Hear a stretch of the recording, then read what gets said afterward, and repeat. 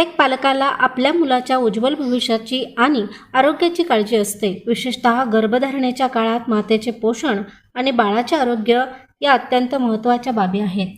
आर्थिक अडचणीमुळे अनेक कुटुंबांना या गरजांकडे दुर्लक्ष करावे लागते.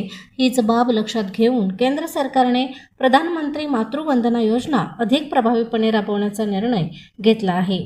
2017 मध्ये सुरू झालेली ही योजना गर्भवती महिला आणि स्तनपान करणाऱ्या मातांच्या आरोग्य व पोषणासाठी राबवली जाते.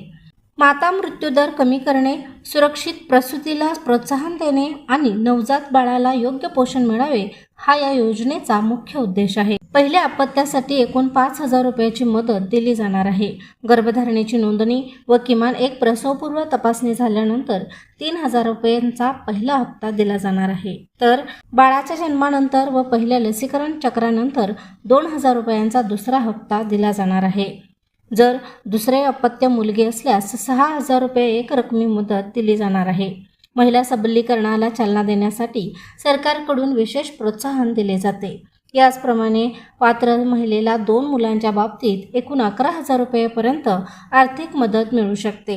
या योजनेअंतर्गत रक्कम थेट लाभार्थ्यांच्या बँक खात्यात जमा केली जाते. 2026 मध्ये या योजनेची अंमलबजावणी अधिक प्रभावीपणे करण्यावर भर दिला जाणार असून ग्रामीण आणि आर्थिकदृष्ट्या दुर्बल घटकांपर्यंत योजना पोहोचवण्याचे उद्दिष्ट आहे. प्रशांत कांबळे, अग्रणी न्यूज, विटा.